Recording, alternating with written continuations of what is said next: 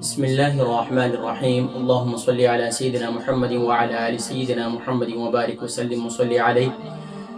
السلام علیکم ورحمۃ اللہ وبرکاتہ۔ جی ناظرین کرام، الحمدللہ آج ماہ ذوالحجہ کی 3 تاریخ ہے اور الحمدللہ ماہ ذوالحجہ بڑی خوش نصیبی ہے کہ الحمدللہ ہم سب کو نصیب ہو چکا ہے، اور الحمدللہ اس میں آپ حضرات نیک اعمال سے جڑ رہے ہیں اور اعمال صالحہ اختیار کر رہے ہیں۔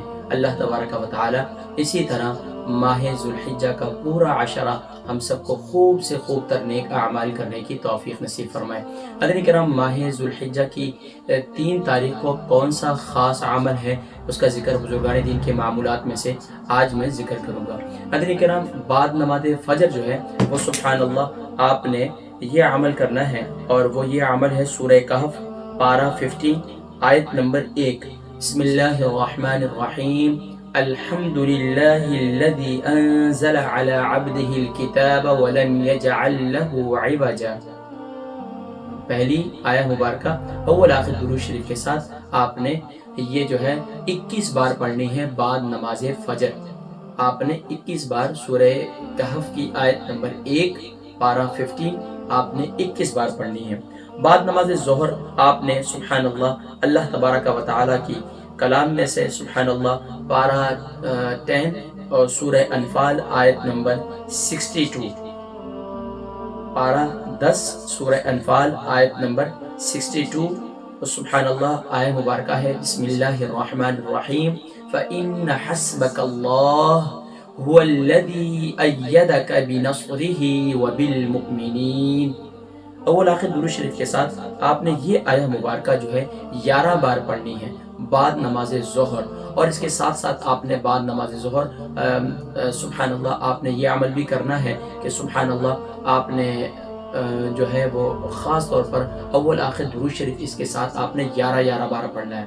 اور درود شریف جو ہے ویسے بہت سارے ہیں، لیکن آپ نے خاص طور پر جو درود و سلام پیش کرنا ہے وہ ہے اللہم صلی علی محمد عبدک ورسولک وصلی علی المؤمنین والمؤمنات۔ یہ آپ نے اول آخر درود شریف کے ساتھ پڑھنا ہے۔ اور اسی طرح بعد نماز عصر جو ہے آپ نے مراقبہ بھی کرنا ہے، جیسے کہ میں نے ذکر کیا تھا، اور ذکر خفی کرنا ہے 11 بار، یعنی سانس کے ذریعے سے۔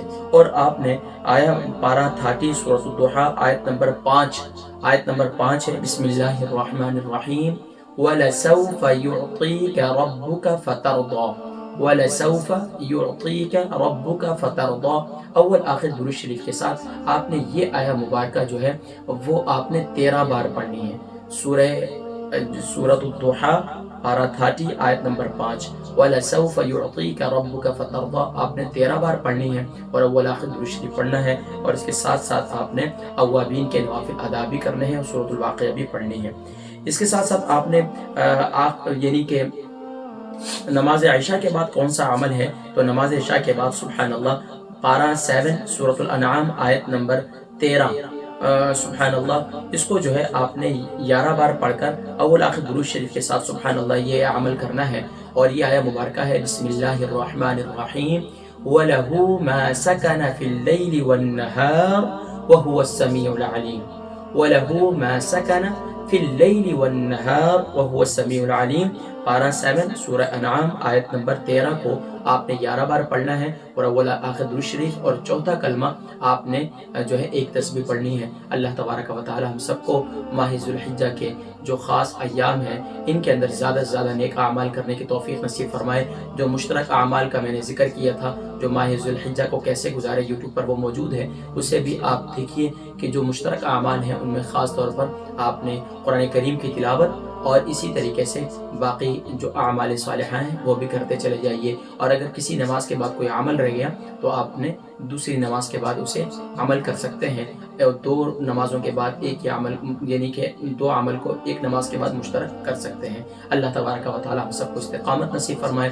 اپنی دعاؤں میں یاد رکھیے گا انشاءاللہ العزیز چوتھے روز کے کیا خاص اعمال اور وظائف ہیں، ان کا انشاءاللہ ان کا تذکرہ اگلی نشست میں کریں گے، لیکن اس ویڈیو کو، اس پیغام کو دوسرے ایمان والوں تک پہنچائیں تاکہ زیادہ سے زیادہ لوگ نیک اعمال کریں۔